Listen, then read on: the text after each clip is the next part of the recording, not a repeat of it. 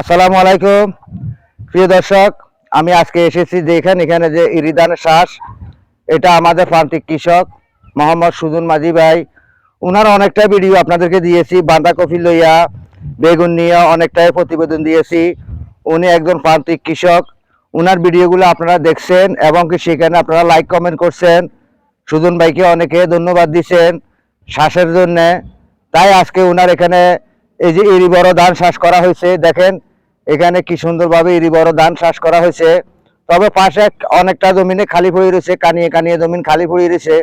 এই জমিনগুলো যদি আমাদের ইরি ধানের চাষে আসতো, ইরি বড় ধান চাষ করতে পারতো, তাহলে আমাদের বাজারের রেট অনেকটাই কমে যেত, আমরা কম দামে চাউল খেতে পারতাম। তাই আপনাদেরকে বলতে চাই, এখানে যে চাষাবাদ করছে উনি একটা টিউবওয়েলের মাধ্যমে একটা মোটর বসাইয়া সেই সেচ দিয়ে সেই চাষাবাদ করতেছে, কিন্তু চাষাবাদে অনেকটাই বিঘ্ন করতেছে। এখানকার কৃষকেরা অনেকে এই পৌরসভা কিংবা কৃষি অফিসে উনারা অনেকটাই দরখাস্ত দিছে, কিন্তু উনাদের দরখাস্ত কোনো কার্যকরী হয় নাই, সফলতা পায় নাই। তাই তাদের বিনীত অনুরোধ, বেশিরভাগ তাদের আহ্বান, যদি একটা গভীর নলকূপ বসানি হয়, গভীর নলকূপের মাধ্যমে আমাদের এই সাইটগুলা এবং কি এগুলা সম্পূর্ণ সবুজে ভরে যেত, সবুজে আনয়ন হতো, তাহলে আমাদের এখানে ইরি ধান, বিভিন্ন রকমের সবজি, আলু, পেঁয়াজ, রসুন সব কিছু চাষাবাদের আওতায় আসতো। আপনারা তো জানেন আমাদের বাংলাদেশে বর্তমানে জনসংখ্যা বাড়তেছে কিন্তু খাদ্য বাড়তেছে না। খাদ্য চাহিদা বেশি কিন্তু উৎপাদন কম। উৎপাদন কম কেন, সেটা অবশ্যই আমাদেরকে ভাবনা চিন্তা করতে হবে।